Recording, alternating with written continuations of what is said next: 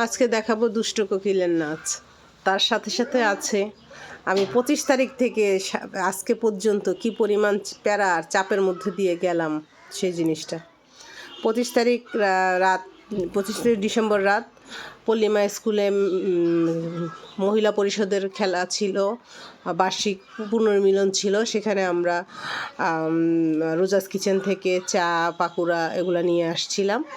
তো এখানে অনেক মহিলা পরিষদের যে আপুরা তারা মানে গোছাচ্ছিল, তখনও সকল কিছু রেডি করা হয়নি। ওদের পল্লিমা সংসদ খিলগার অনেক বড় একটা নামকরা স্কুল। তো সেখানে আমি যে দেখি যে মোটামুটি স্কুল খুব সাজানো হয়ে গেছে। আমিও প্রিপারেশন নিয়ে গেছি। প্রিপারেশন নিয়ে যাওয়ার পরে আমি সব রেডি করে রেখে একটু ভিডিও করতেছি। আসলে দেখেন, উদ্যোক্তা জীবন যখন থেকে শুরু হয়েছে তখন আমার সবসময় দুইটা কাজ একসাথে থাকে। প্রথম মানে ফার্স্ট যখন আমি উদ্যোক্তা জীবন শুরু করি তখন প্রথম আমি 6 পাউন্ডের একটা কেকের অর্ডার পাই। মানে আমার স্কুল থেকে আমি আমার যে পুনর্মিলন অনুষ্ঠান হয়েছিল সেখান থেকে আমি কেকের অর্ডারটা পাই। তো আমি যখন কেক বানাবো ওই মুহূর্তে আমাদের বাসায় আমার ফুপু বেড়াতে এসে তো কেক বানানোর আগের দিন মারা যায়। তো খুব বড় একটা প্যারা যায় এর ভিতর দিয়ে। শুধু এভাবে না, আমার যেদিন কোনো প্রোগ্রাম থাকে সেই দিনই অন্য কোনো প্রোগ্রাম থাকে। আমি দেখাচ্ছি 25 তারিখ আমি সারাদিন কত কষ্ট করে দিনটা পার করছি।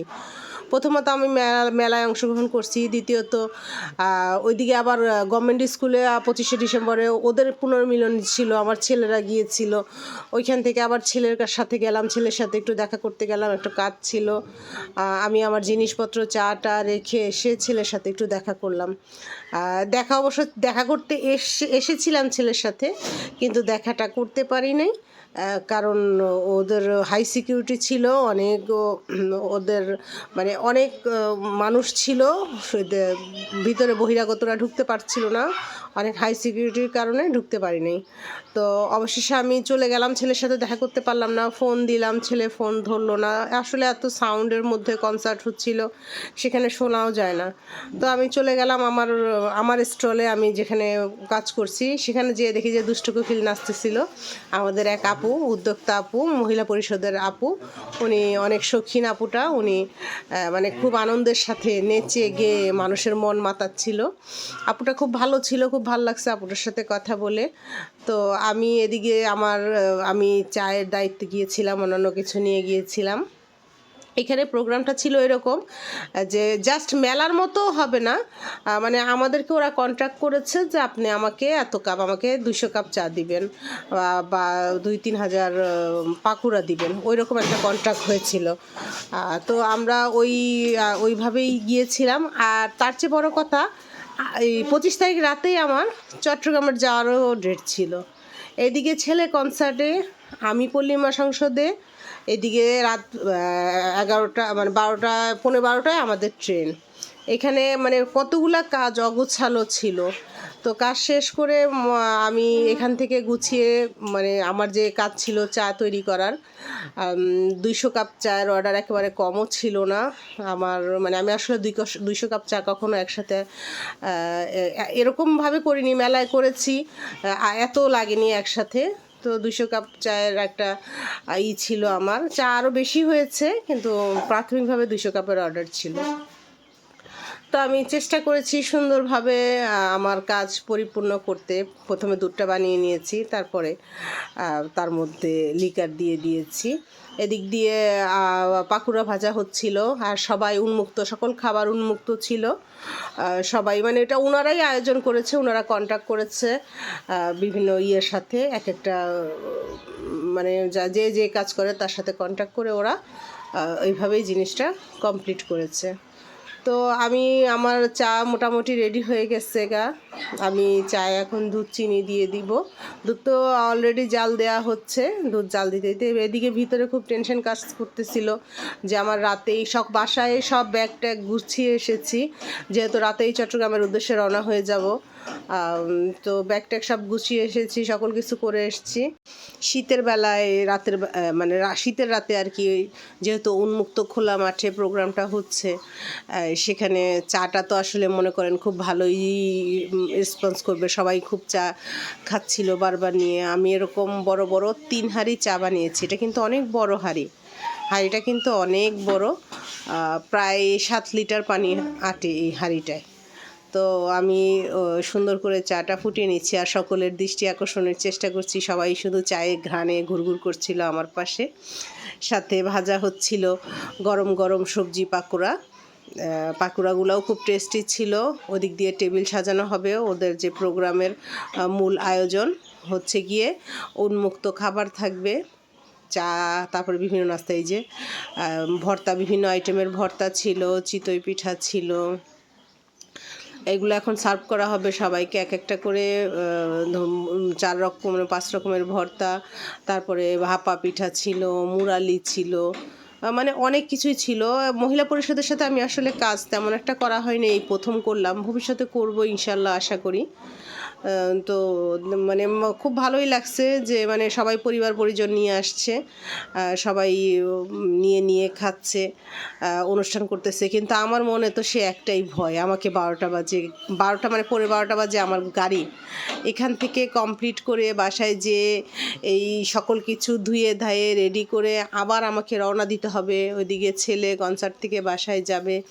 আসলে মানে খুব পেরেশানি এবং প্যারার মধ্য দিয়ে একেবারে দিনটা পার করা। শেষ অবশেষে বাসায় চলে গেলাম। বাসায় যেয়ে তাড়াতাড়ি করে সকল কিছু রেখে স্টেশনে চলে আসলাম। রেল স্টেশনে এসে এদিকে কিন্তু আমার হাজব্যান্ড এবং আমার বাচ্চারা আরও আগে চলে আসছে। আমি বলছি তোমরা অপেক্ষা করো না, তোমরা চলে যাও, আমি আর আমার বড় ছেলে একটু পরে আসতেছি। তো আমি আমার বড় ছেলে দুইজন আসলাম। আমরা যে দেখি ওরা ট্রেনে আগে থাকতেই বসে আছে। তো আমরা মানে এতটা প্যারা, আমার আসলে উদ্যোক্তা জীবন শুরু হওয়ার পর থেকে এই প্যারাগুলো শুরু হয়েছে।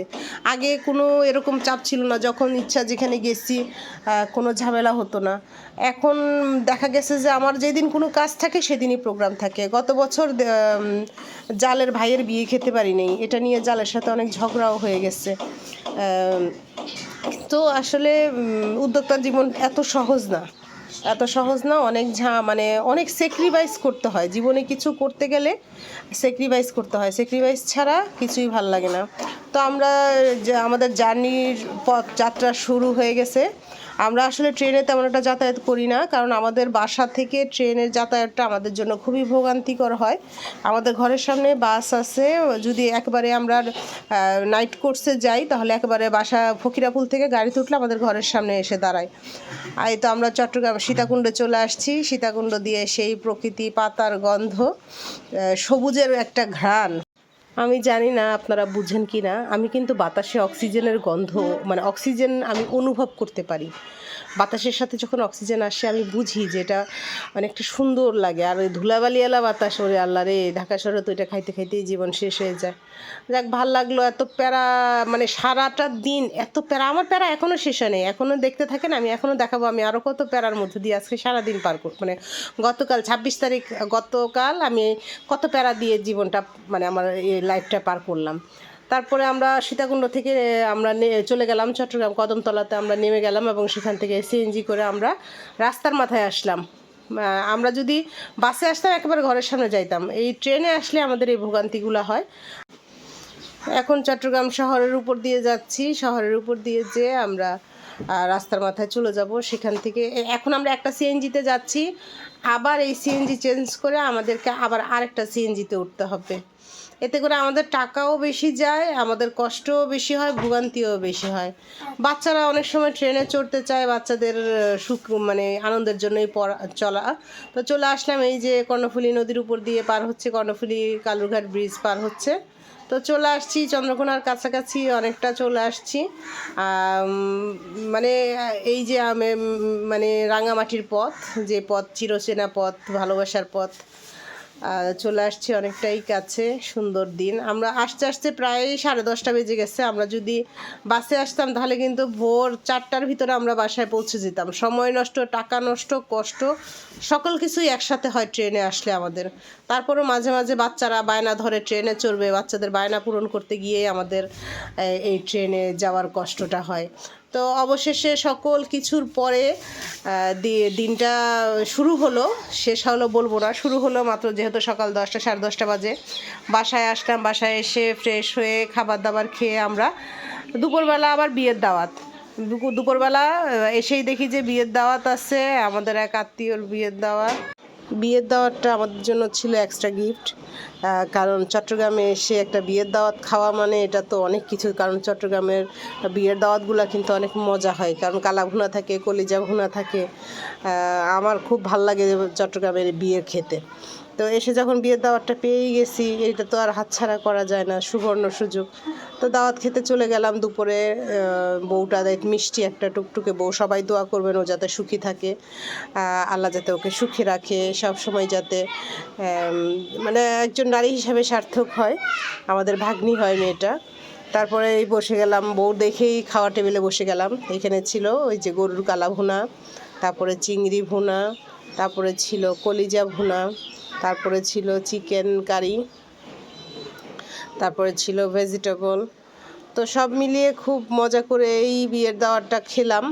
আর আমার ভালো লাগে, খাওয়া যে খুব বেশি খাই তা না, কিন্তু চট্টগ্রামের দাওয়াত মানেই অন্যরকম একটা আনন্দ মনের ভিতরে কাজ করে, একটু ভালো লাগে, আত্মীয় স্বজন সবার সাথে দেখা হয়, সুন্দর সময় পার করা যায় বিয়ের দাওয়াতগুলোতে, কারণ ওখানে সবাই আসে।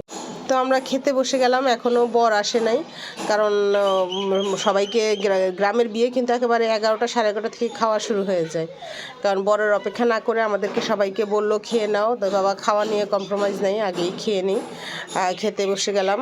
এই যে কালা ভুনা, ও খাসিও কিন্তু ছিল, খাসিটা আনার আগে আমি ভিডিওটা করে ফেলেছি, খাসিও ছিল। আলহামদুলিল্লাহ মজা করে খেলাম। খাওয়ার পরে দেখলাম যে বর চলে আসছে নিচে, একটু নিচে গিয়ে দেখলাম বর চলে আসছে। আবারও দোয়া করি ওদের দাম্পত্য জীবন সুখী হোক, দুজনে ভালো থাকুক।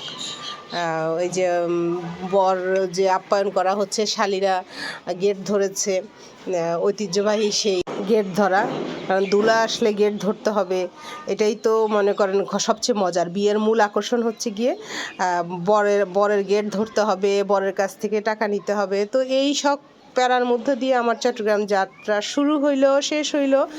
এখন নতুন নতুন চট্টগ্রামের ভিডিও পাবেন, বিভিন্ন জায়গায় গেলে ভিডিও দিতে একটু দেরি হলেও আমি দিব। তো সবাই ভালো থাকবেন এবং আমার জন্য দোয়া করবেন। আসসালামু আলাইকুম।